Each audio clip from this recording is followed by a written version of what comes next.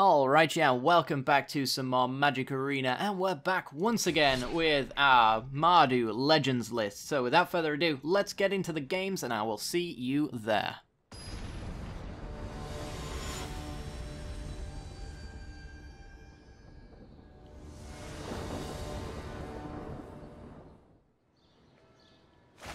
Alrighty then, we're in 2 lands, Blackblade into Squee. Probably a reasonable enough hand. We can even turn one to rest if we want to as well.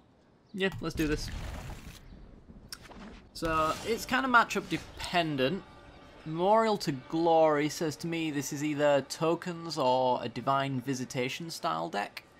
So, I could duress. I don't think it's necessarily worth it. Like, Legion's Landing might be the only thing I can get with duress, or maybe some Saproling stuff. I don't think I care too much enough to shock myself to make that play.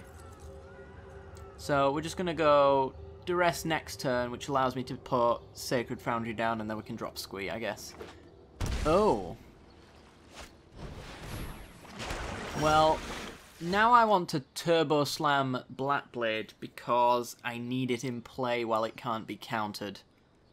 Yeah, so it's just going to actually be Dragon Skull Summit here into Blackblade. And then if I need to, I can shock these in. Yeah, getting Blackblade down against a deck like Esper Control, which this kind of looks like it is. Memorial being a pretty weird choice overall. They can't really deal with artifacts all that much. Enchantments and creatures, all day. But when they're actually trying to fight Squee, it's a little harder. So we could do a shock land so we can duress Treasure Map, and then that's card advantage. I could also put pressure on my opponent by playing Squee immediately. I guess I could go with the Squee plan, because no doubt they're actually holding up in counter magic right here. So this is the most underwhelming counter magic target they've ever seen in their entire life. Maybe they go for it though. I wouldn't care either way if they did. Yeah, okay. So, chose not to counter Squee. They might go for removal, though, instead. We've got a Vraska's Contempt just going into the yard, so that says to me they don't actually have the land in hand, so that hand is basically all action, from what I can tell. And they're going to Thought Erasure me. Well, most likely taking Duress, so that we can't do it right back at them. It's also a mana-efficient play we could make as well, that we can shock in Skodler Shrine, Duress, and equip Blackblade to take whatever removal spell they might have. And I think we're absolutely going to go do that. Shock that in. Alright. I think I actually might take Chemisters here, because I absolutely don't need to play anything into a counter spell for the rest of this game. So I'm just going to cut out their card advantage. It's one of the few times where hitting card draw really matters, especially a Chemisters that can be jump-started. So at the very least, what I'm doing is I'm forcing my opponent to discard a card to draw 2 cards. They do have 4 cards in their graveyard. It could be 5, but to use Chemisters, they're going to have to basically go graveyard card neutral on that spell. And tap out as well. So they need to answer this. It's a 2-turn clock. I think they need to go with their Chemist's Insight and dig for a removal spell for Squee. Otherwise they're going to be dead in a very, very short amount of time. And obviously if I actually play anything right now, then Absorb gains them life, which buys them an extra turn. Maybe even 2. Depending on how they order this. Ooh, 1 mana short of that absolute god tier draw there. So let's hit them for 6. And then we're going to go with the Immolating Inferno, I think, and just hit them for 2. It means if they gain a little bit of life, then I have kind of a buffer. We'll take them to 4. If they maybe revitalize or something like that, then drawing a land still puts us on Squee to lethal. We have nothing better to do as well, so we'll do it. The only downside to this play is if my opponent ends up playing something like Teferi to tuck Squee, then we don't have an answer to immediately kill Teferi. But of course, we still have Squee here, so it's not the end of the world. And now drawing a land as well. If they are forced to destroy Squee here, it's probably going to be from a pretty big tap out here, so land into Angrath is going to be the win as well. So yeah, here comes the Teferi tuck. Let's see if they go with the Black Blade or Squee. Most people seem to hit Squee, but Black Blade is actually the answer. Because Black Blade can be efficiently countered, Squee cannot. So again, they now have to dig deeper to find another answer to Squee, which is going to equip the Black Blade and win me the game if one of these 3 cards isn't a removal spell. I suppose they do actually have Memorial to Glory, if they notice that. So it's not necessarily true, of course.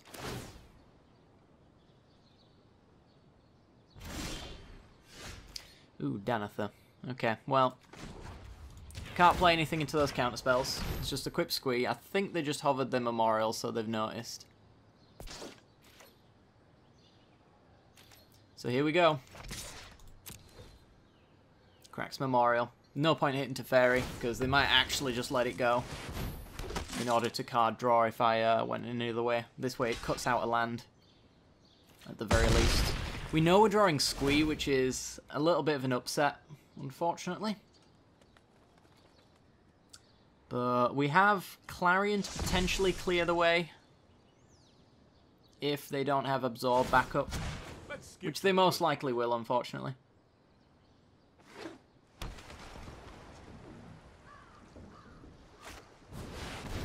And Lyra. Huh. Yeah, not drawing a land. That's unfortunate. If we drew a land, we could go right through Lyra and we wouldn't really care. Unfortunately, she has first strike, so of course we do care. We've got no way of forcing my opponent to play that Absorb in a way that I appreciate.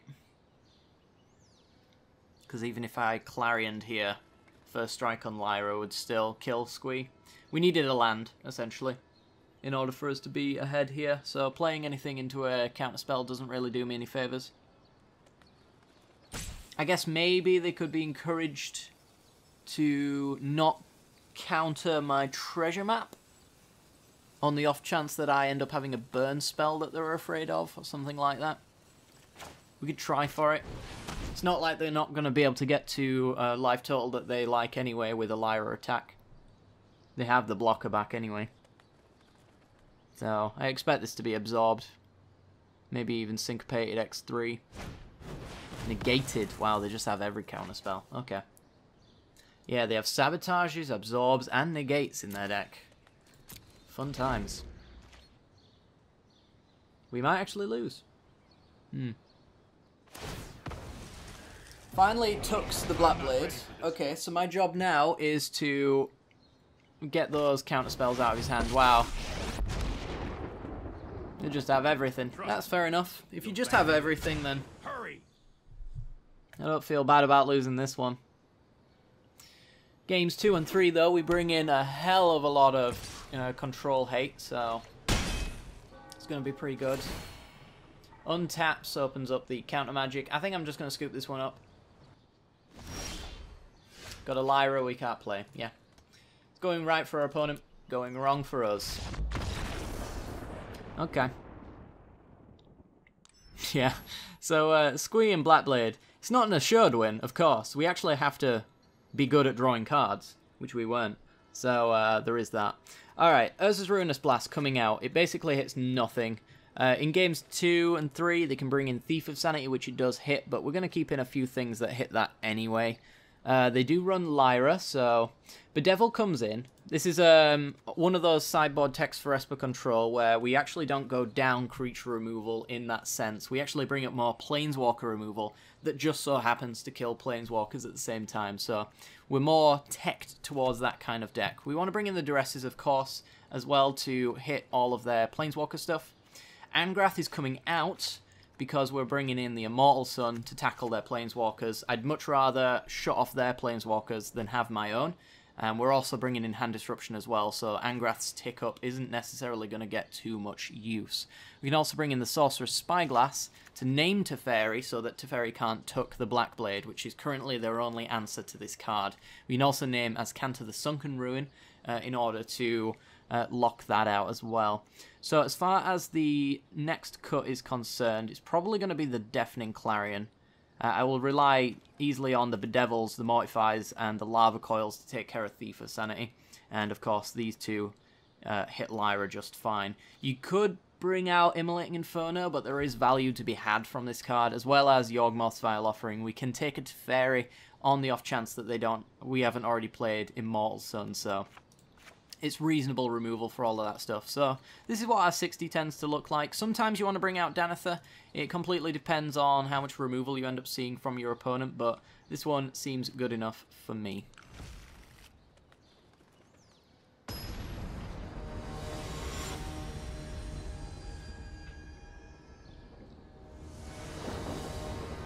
Okay, we're going to be on the play. Let's have a look-see. We have turn 2 Spyglass, which is fine. Being on the play, they're not really going to be able to counter that. We also have the Black Blade to do pretty much the same thing into Squee. So this is basically the hand we had in Game 1, but with more sideboard tech. So I'm going to take this.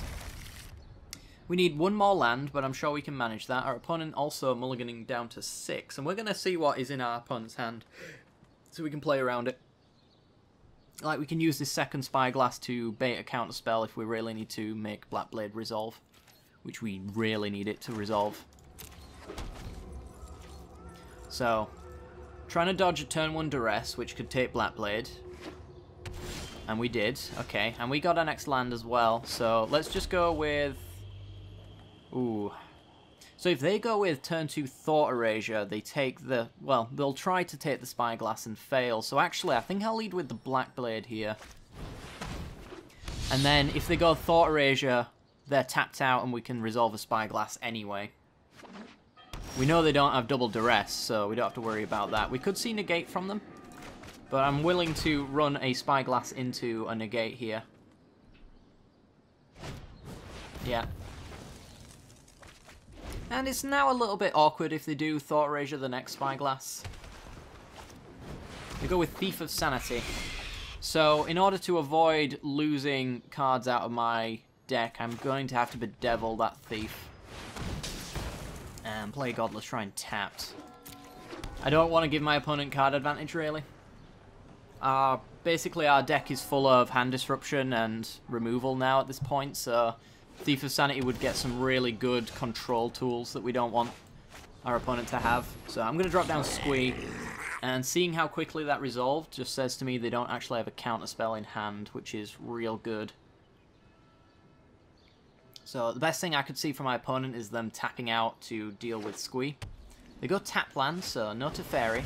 And there's Hostage Taker. Okay. You're going to take Squee? You can have Squee. We have removal in our deck. We can also play him from underneath Hostage Taker as well. So it's a bit of a shame that we didn't draw a land there, because we could have gone Squee Spyglass. But yeah, I think I'm just going to play Squee from underneath Hostage Taker, so that they can't cast it. Because as soon as it's on their side of the battlefield, then I can't return him. It's one of the few places you can't cast Squee. And there's Teferi, so they're going to need a Negate. Sorry, I'm late. And we're going to need a land to guarantee that Teferi dies here. Because we could bait out a Negate by bedeviling first. Gonna tuck Squee. Alright. So actually we don't even need to worry now about our opponent having Negate. So we can Spyglass our opponent to see if Duress will hit something. It will almost certainly hit something. But whether or not we want to take whatever it hits... Ooh.